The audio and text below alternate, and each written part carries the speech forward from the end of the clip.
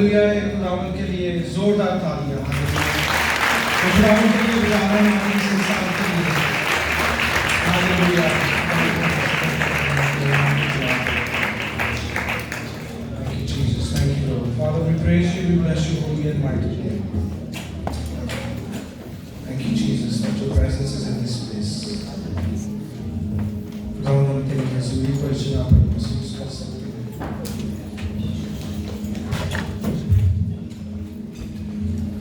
आइए अपनी आंखों को 1 मिनट के लिए बंद करें और अपने आगे खुदावन को महसूस करें, उसकी हजूरी को, उसकी शख्सियत को अपने आगे महसूस करें, जैसे वो बिल्कुल आपके सामने इस वक्त खड़ा है।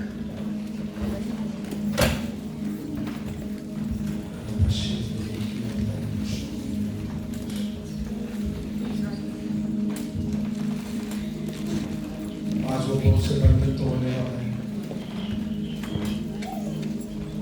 बहुत सी बीमारियों को शिफा देने वाला है।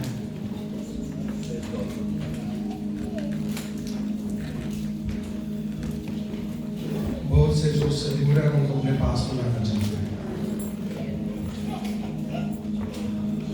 आइए अपने दिलों को और अपने स्पिरिचुअल आंखों को खोलें और खुदावन को देखें और उसकी हजूरी को सीखें।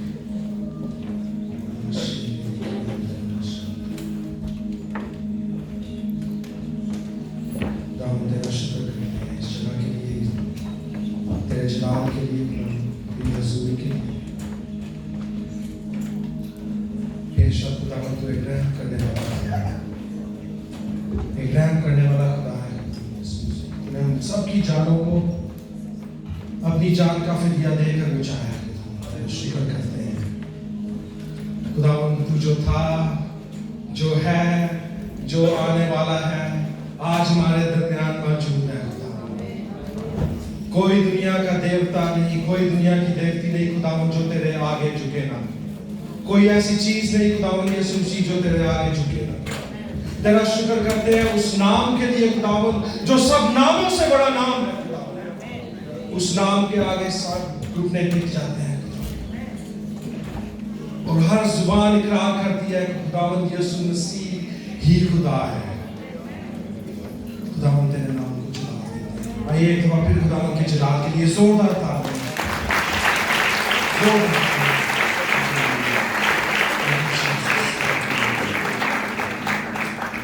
Praise the Lord. Hallelujah. My name is Pastor Vicky Samuel from Holy Nation Church. I'm one of the pastors.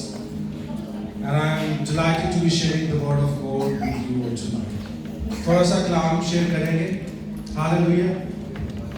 और आज कलाम का एक उन्वान है और वो ये है, Are you ready to be harvested? क्या आप कटाई के लिए रेडी हैं? Hallelujah. तो अपने हमसाये की तरफ टर्न कीजिए और उनसे पूछिए, क्या आप कटाई के लिए रेडी हैं?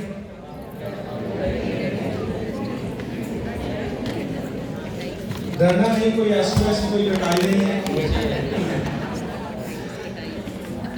मार कटाई के लिए नहीं, वैसे कटाई एक स्पिरिचुअल बात है। Hallelujah.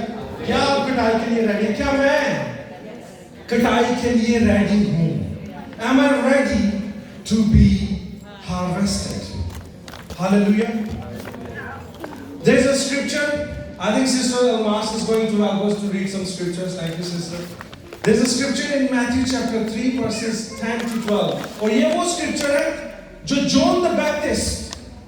I think if you can reduce the reverb here little bit, Joshua.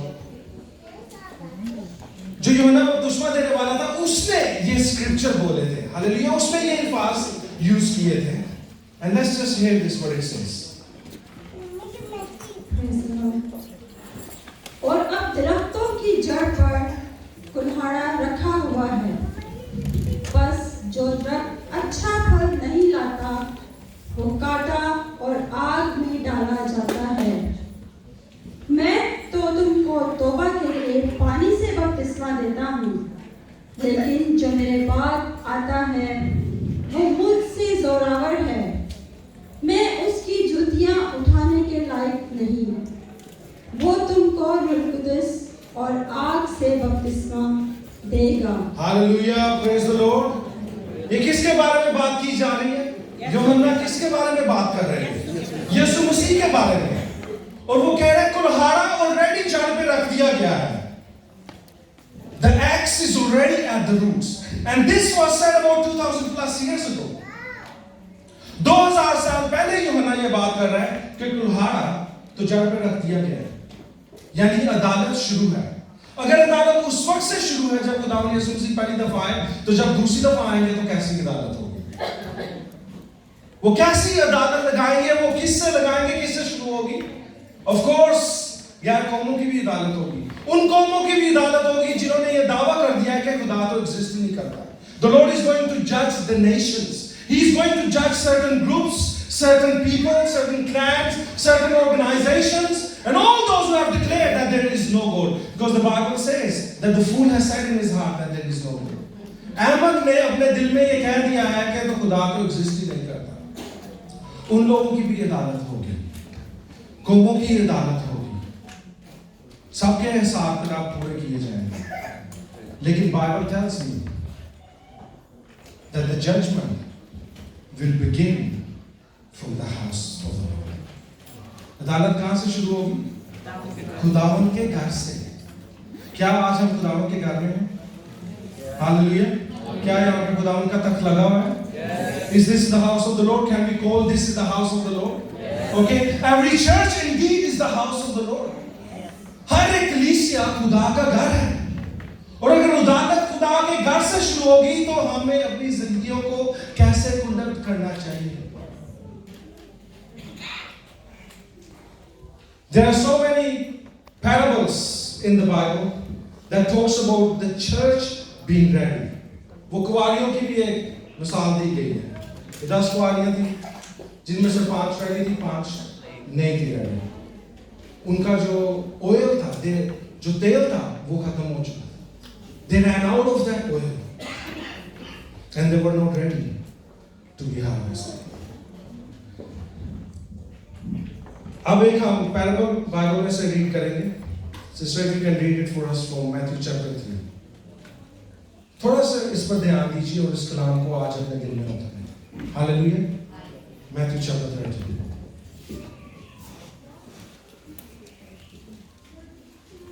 We have the scriptures. 24. और जो 24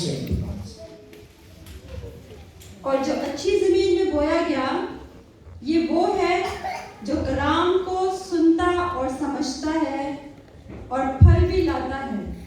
कोई 100 गुना फलता है, कोई 60 गुना, कोई 30 गुना। उसने एक तमसील उनके सामने पेश करके कहा कि आसमान की बादशाही उस आदमी की मानित है जिसने अपने खेत में अच्छा बीज बोया,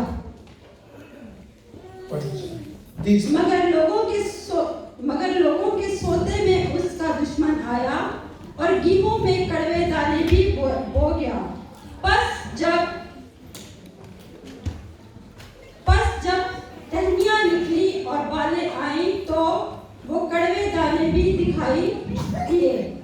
नौकरों ने आकर घर के मालिक से कहा, आए खुदावन, क्या तूने अपने खेत में अच्छा बीज ना बोया था? उसमें कड़वे दाने कहां से आ गए? उसने उनसे कहा, ये किसी दुश्मन का काम है। नौकरों ने उससे कहा, क्या तू चाहता है कि हम जाकर उनको जमा करें? उसने कहा, नहीं, ऐसा ना हो कि कड़वे दाने जमा करने में तुम उनके साथ गेहूं भी उखाड़ लो। कटाई तक दोनों को इकट्ठा भर दे, और कटाई के वक्त में काटने वालों से कह दूंगा कि पहले कड़वे दाने जमा कर लो और जलाने के लिए उनके गट्ठे बांध लो और गेहूं मेरे खिते में जमा कर दो। Hallelujah, praise the Lord. This parable talks about the wheat and the tares. गेहूं के बारे में और कड़वे दानों के बारे में ये पैराबल लिखी गई है। अब इस पैराबल के 3 डायमेंशंस हैं। कितने डायमेंशंस हैं? 3 लेवल्स हैं जिसमें हमने इस पैराबल को समझना है। सबसे पहली बात, क्योंकि खुदावंद का कलाम हमें खुद ये इंटरप्रेट करता है, the word of God teaches us that this parable is actually talking about the entire world. Okay? The field is the world. Okay, and the Son of Man is Jesus Christ, obviously we know, and his disciples sowing the seed of the gospel. The good seed that is sown by the church. जो अच्छे दाने हैं, जो गेहूं के जो दाने हैं, जो खुदावंद के फर्जंद हैं, उन्होंने लगाए हैं। ठीक है? दूसरी चीज, लेकिन जब वो सो रहे थे, जो खेत में काम करने वाले थे, तो दुश्मन आया और उसने क्या किया? उसने कड़वे दाने भी बीच में लगा दिए, और वो कड़वे दाने भी उनके साथ साथ उगना शुरू हो गए। अब कलाम हमें बताता है इसी चैप्टर में आगे जाकर, we understand that the word of God teaches us that this is the parable about this entire world. That's level number 1. Amen. पूरी दुनिया के बारे में, पूरी दुनिया में बिलीवर्स भी हैं जो खुदा पर यकीन रखते हैं, और नॉन बिलीवर्स भी हैं जो खुदा पर यकीन नहीं रखते। यानी वो कड़वे दाने हैं और हम गेहूं हैं। हालेलुया। आमीन। बात समझ आ रही? हालेलुया। हालेलुया। इस साइड से चेक करें, बात समझ आ रही? सब प्रेज द लॉर्ड। सो अच्छे दाने भी हैं और कड़वे दाने भी हैं, वो जो खुदावंद पर ईमान रखते हैं। Level number 1। लेवल नंबर 2, ये बात कलीसिया के लिए भी है। This is also about the house of the Lord. खुदावंद की कलीसिया में भी आजकल अच्छे दाने भी हैं और कड़वे दाने भी हैं। बहुत सी कलीसिया ऐसी हैं जो बिलीव करती है वो खुदावंद का काम कर रहे हैं, लेकिन वो खुदावंद का काम नहीं कर रहे। वो खुदावंद के कलाम से और खुदावंद के काम से बहुत दूर चले जाते। कुछ ऐसी डॉक्ट्रिन्स आ चुकी है चर्चेस में, कुछ कलीसियाओं में वो डॉक्ट्रिन्स आ गई हैं जो इंसान के ऊपर ज्यादा तवज्जो देती है बजाय इसके खुदावंद यीशु मसीह। बास प्रीस्ट को या बास खुदा के जो खादिम हैं जो कहलाए जाते हैं, उनको ज्यादा तरजीह दी जाती है। They are put on a pedestal, almost worshipped. Many doctrines as such are. कुछ चर्चेस हैं जहां पर प्रोस्पेरिटी गॉस्पेल के ऊपर बहुत ध्यान दिया जाता है। Whatever you sow in the kingdom of God, the God's going to reward you. Richness, prosperity. Of course, prosperity is important, and of course, the Bible tells us to prosper, but not only just in the wealth way, but in the spiritual ways. Amen. Hallelujah. Hallelujah. लेकिन जो तीसरा इसका level है इस parable का, वो है personal level. Everybody से पर्सनल लेवल, जाती लेवल। जाती लेवल पे आप बात आ जाए। हमारी जिंदगी भी एक खेत की मालूम है। कैसे? क्योंकि खुदा का कलाम बताता है वो बीज जो अच्छी जमीन पर बोया गया। हालेलुया। आमीन। The seed that fell on the good soil. Okay? Good soil in that parable, what does it represent? Our hearts, हमारे दिल, जिसमें अच्छा बीज बोया गया। तो इसका थर्ड डायमेंशन, इसका थर्ड लेवल है इस पैराबल का, हमारी अपनी जिंदगियों का। हमारी जिंदगी में भी बहुत सी ऐसी चीजें हैं जो गेहूं है, जो गंदुम है, जो अच्छे दाने हैं, और कुछ ऐसी चीजें हैं जो कड़वे दाने हैं। हालेलुया। आमीन। कलाम हमेशा सख्त होता है, दो धारी तलवार की मानिंद होता है, उसको हमें रिसीव करना है ओपननेस, ताकि हम सीख सके और अपनी बढ़ती कर सके। हालेलुया। ताकि हमारी जिंदगियों में तब्दीली आ सके। Praise the Lord. तो आज मैंने आपके साथ मिलकर हम सब ने अपनी जिंदगियों को देखना है कि शायद मेरी जिंदगी में मैंने कुछ कड़वे दाने तो नहीं बो दिए, और अगर मेरी जिंदगी में वो कड़वे बीज बो दिए गए हैं, if I have sown or if I have allowed the enemy to sow those wrong seeds, then what am I doing with it? तो क्या फिर मेरा सवाल दोबारा वापस आता है, क्या मैं कटाई के लिए रेडी हूं? अब बहुत से स्कॉलर्स जो है, बहुत से जो कलाम को जानते हैं, वो तो कहेंगे भाई ये देखें, ये तो बात आखिरत की हो रही है। ठीक है, बात तो आखिरत की हो रही है। ठीक है, आखिरत के वो खुदावंद ने कहा है कि जब आखिरत आएगी उस वक्त कटाई की जाएगी। That's when the angels will be sent and everything. That's the final harvest. Okay? लेकिन आपसे एक सवाल, क्या आपको यह पता है कि आपकी आखिरत कब आ जाए? Come on, am I speaking to someone? क्या हमें यह पता है कि मेरी आखिरत कब आ जाए? उस आखिरत के बारे में तो हम कहते हैं यार ये तो तमसील जो है, ये तो आखिरत की बात है, ये तो वो आखिरी बात है जब खुदावंद के फरिश्ते आएंगे तो सारी फसलें काटी जाएंगी और जो गेहूं हैं उनको बचा लिया जाएगा और जो कड़वे दाने हैं उन्हें जला दिया जाएगा। लेकिन मुझसे ये सवाल पूछा गया है कि क्या मुझे ये पता है कि मेरी आखिरत कब आएगी? और अगर मुझे ये नहीं पता कि मेरी आखिरत कब आएगी तो क्या मैं कटाई के लिए रेडी हूं? हालेलुया।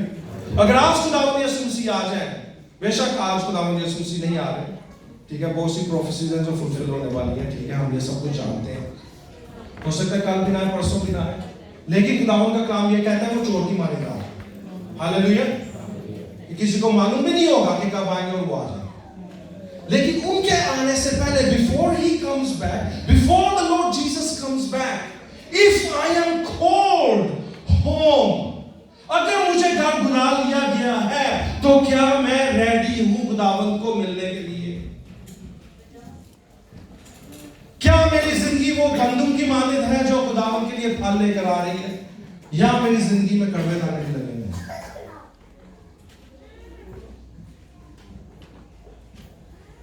और अगर मेरी जिंदगी में वो कड़वे दाने लगे हुए हैं तो what do we need to do? कैसे उन चीजों को हमने जड़ से उखाड़ना है, कैसे हमने उन चीजों को निकालना है अपनी जिंदगी से, ये थोड़ा सा हम सोचेंगे। Hallelujah, amen, praise the Lord. Are you with me? Amen. अब क्या निशानी है wheat and tares? How do you distinguish between wheat and tares? कैसे पता चलता है कि कौन सी जो चीज है वो गंदम है, वो गेहूं है, और जो दूसरे है वो कड़वे दाने हैं? अपने फलों से। अपने फलों से। of course by your fruits you will know। लेकिन वो फल कौन से ऐसे भी हैं, वो अच्छे अच्छे फल भी ला रही होती हैं, वो साथ में बुरे फल भी ला रही होती हैं। तो फिर बात वहीं पे आ जाती है, इसका मतलब है कि हमारी जिंदगी के सोयल में, हमारे दिलों में अच्छे दाने भी उग रहे हैं और बुरे दाने भी उग रहे हैं। लेकिन ये ना हो कि आखिरत आ जाए या मेरी या खुदावंद यीशु मसीह आ जाए और मैं रेडी ना हूं। So are we ready to be harvested? अच्छा, आई डोंट नो अगर किसने गेहूं की या वीट की फील्ड देखी हो। I don't know if you ever seen a field of wheat. Maybe when you're driving through the countryside, you see this massive, beautiful green fields. Okay? कुछ साल पहले मैं डॉनकास्टर एक सिटी है उधर था एक कॉन्फ्रेंस के लिए, and I came out in the morning. I just went for a walk, and from a long distance I saw this beautiful field. मैंने दूर से एक बड़ी खूबसूरत ये खेत देखा जिसमें वीट लगी हुई थी, और वीट जो थी वो हार्वेस्ट के लिए रेडी थी। It was the harvest season. बहुत दूर से मैं देख रहा हूँ, बहुत खूबसूरत वीट लग रही थी, लेकिन जैसे जैसे मैं वॉक करता गया और उस खेत के मैं पास पहुंचा तो मैंने देखा कि जहां पे वीट लगी हुई थी वहां पे टेर्स भी लगे हुए थे, वहां पे कड़वे दाने भी लगे हुए थे। कुछ चीजें अगर आप दूर से देखते हैं तो आपको पता नहीं चलता। जगह आप जैसे कि कहा जाता है ना, किसी के करीब अगर आप आए तो आपको पता चलता है। एक मिसाल है, वो कहते हैं दूर के ढोल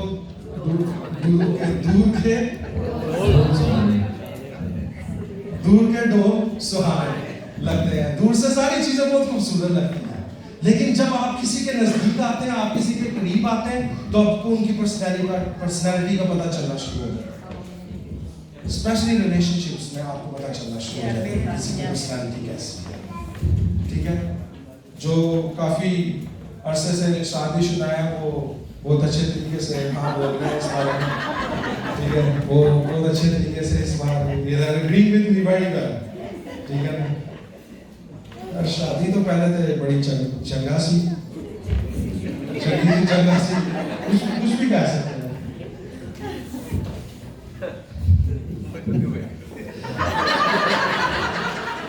आप शादी के बाद भी अच्छे हैं। हालेलुया। नहीं, कुछ गलतियां हो जाती है ना, कहने का। एनीवे, क्या कह रहा था मैं? दूर के ढोल सुहाने होते हैं। वो जो फील्ड थी मैंने दूर से देखा तो सारी की सारी बहुत खूबसूरत लग रही थी, लेकिन जब मैं पास पहुंचा तो मुझे उसमें टेर्स भी नजर आए, कड़वे दाने भी नजर आने शुरू हुए। कभी कभी आप अपनी जिंदगी को अगर सुपरफिशियल दूर से देखें तो बड़े मसीही लगते हैं।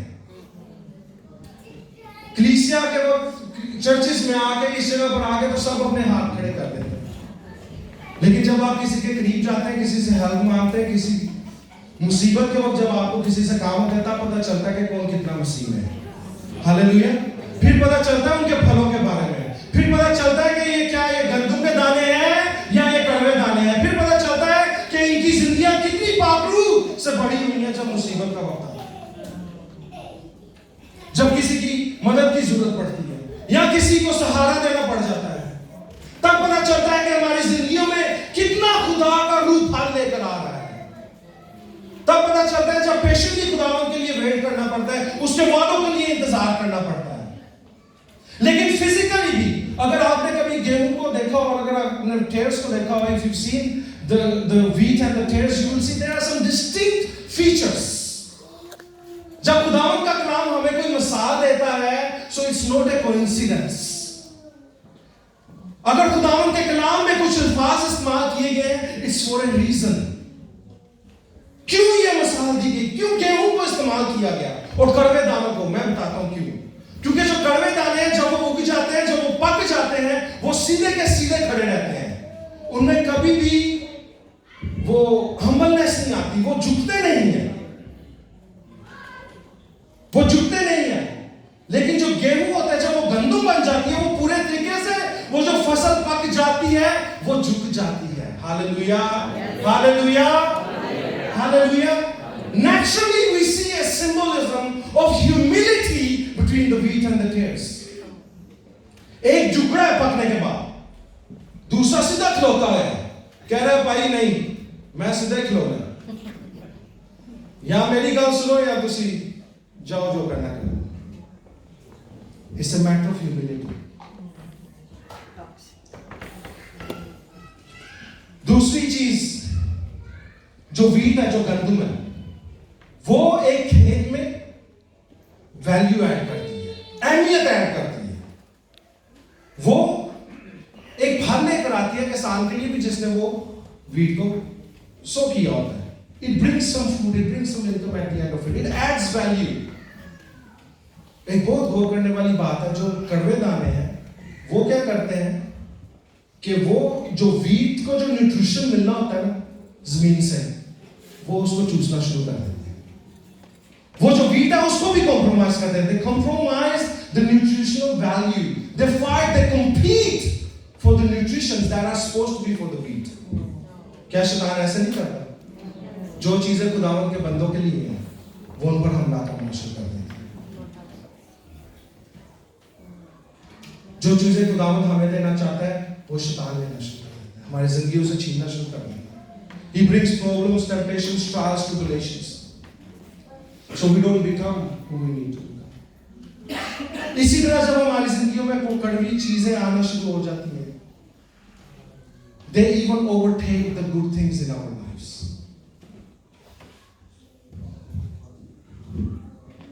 जो खुदावंद के गंदम है, जो खुदावंद के फजल है, वो कहते हैं खुदावंद की मर्जी पूरी हो, ना कि मेरी। लेकिन जो कड़वे दाने हैं, वो कहते हैं भाई मेरी मर्जी पूरी। I, me and myself. मेरी जिंदगी मेरे लिए, ना कि सिर्फ खुदा।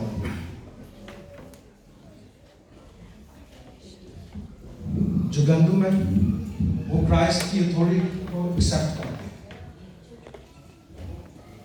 but the tares, जो कड़वे दाने हैं, वो खुदावंद की अथॉरिटी को एक्सेप्ट नहीं करते हैं। एक और हवाला हम सुनेंगे और उसके बाद हम दुआ करेंगे। I'll hand over to Arifin. Acts chapter 2. खुदा फरमाता है,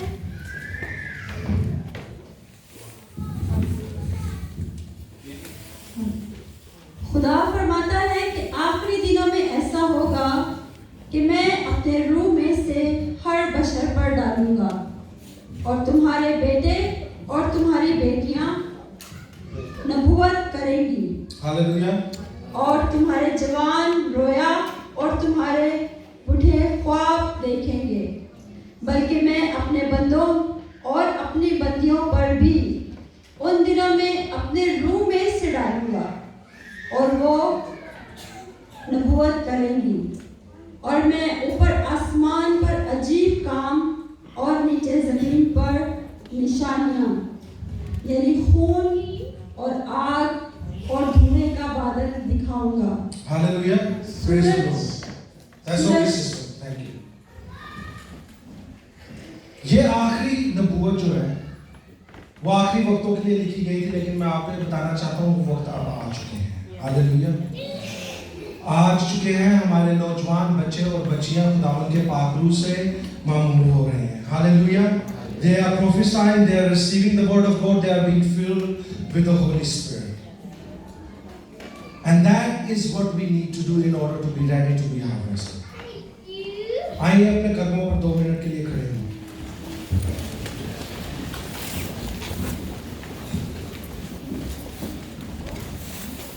मैं रिक्वेस्ट करूंगा कि सारे अपनी आंखें बंद कर दें।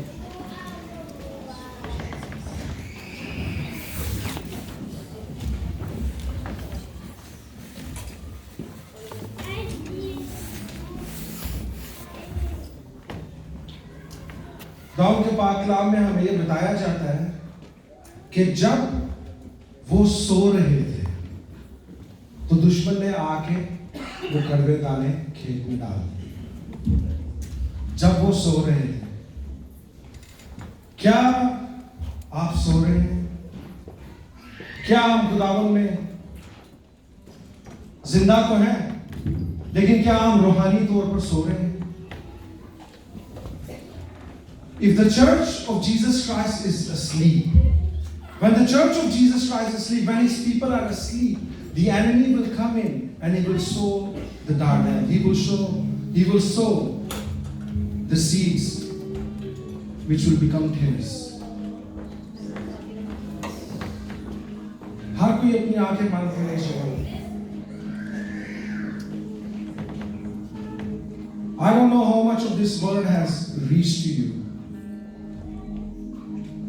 लेकिन जरूरी है कि हम अपनी जिंदगियों पर गौर करें और ये बात को समझें और ये बात के बारे में सोचें कि क्या मैं कटाई के लिए रेडी हूं। अगर आज मेरी आखिरत आ जाए या अगर खुदावत आ जाए तो क्या मैं कटाई के लिए रेडी हूं? क्या मेरी जिंदगी में कुछ ऐसी चीजें हैं जो कड़वी हैं, जो गुनाह है, जो गलत है, और क्या मुझे उनसे डील करना चाहिए? Of course I need to deal with those things.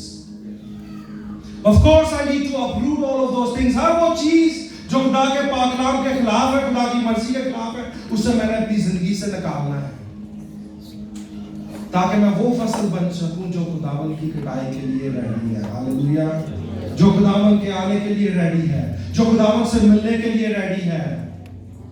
लेकिन अगर किसी भी तरीके से मेरी जिंदगी में कड़वे दाने आ चुके हैं तो आज मौका है कि हम उससे तौबा करें और हर उस चीज को जो शैतान ने लगाई है उसको निकालें। हर उस एडिक्शन को हम निकालें, क्योंकि अदालत खुदा के घर से शुरू होती। कौमों की तो अदालत होगी, लेकिन जब हमारी अदालत होगी तो क्या हम रेडी होंगे? मैं देख सकता हूं कि सबकी आंखें ऑलमोस्ट क्लोज है, जिनकी नहीं है वो भी क्लोज कर दें, क्योंकि मैं ये एक इंपॉर्टेंट प्राइवेट सवाल हर किसी से पूछना चाहता हूं, क्या क्योंकि मैं आपके लिए दुआ करना चाहता हूं। अगर आज आप ये महसूस करते हैं कि शायद आपकी जिंदगी खुदावंद से दूर हो गई है, शैतान ने वो कड़वे दाने आपकी फसलों में डाल दिए हैं, आपकी जिंदगी में, आपके दिलों में, और आप रेडी नहीं है खुदावंद से मिलने के लिए, लेकिन आज आप तैयार होना चाहते हैं, अपना दिल एक दफा फिर खुदावंद को देना चाहते हैं, एक दफा फिर तौबा करना चाहते हैं और एक दफा फिर खुदावंद को अपने दिल में कबूल करना चाहते हैं, तो अपना दाना हाथ बुलंद करें। जो इस चीज का दावा रखते हैं, those who believe that they are saved, they don't need to do this, but only those who really want to submit to the lordship of Jesus Christ. Praise the Lord। मैं देख सकता हूँ जो हाथ बुलंद हो रहे हैं। एक दफा फिर सबसे रिक्वेस्ट करूंगा, सोचे अपनी जिंदगियों के बारे में, सोचे कि खुदावंद अगर मैं तुझसे मिलने के लिए आज पहुंच जाऊं तो क्या खुदावंद मैं तेरे साथ हमेशा की जिंदगी में दाखिल होऊंगा, या मैं उस जगह पे जहां पे रोना और दांतों का पीसना है? लेकिन अगर आज अपने आप को आप खुदावन के हुजूर में वो गंदू बनाना चाहते हैं जो खुदावन चाहता है आप बने, तो अपना दाना हाथ बुलंद करें। Don't be shy. Even the young people in this place, I just want to ask you that if you feel that your relationship is not right with the Lord and you want to give your life to Jesus Christ, then I just encourage you to put your right hand up. Nobody is watching except me because I want to pray for you. Come on, young people, if you want to give your life to the Lord, just do it. You want to dedicate yourself to the Lord, just do it. Just do it. क्योंकि इससे पहले कि हम खुदावन के पाक रूह से बढ़े, हमने अपने जिंदगी से वो कड़वी चीजों को निकाला, वो नफरत को, उस गुनाह को जो हमें खुदावन से दूर लेके जाते हैं, उन चीजों को निकालना है। मैं रिक्वेस्ट करूंगा पास्टर आरिफ की, पास्टर आरिफ आप सारी कलीसिया को एक दुआ करिए।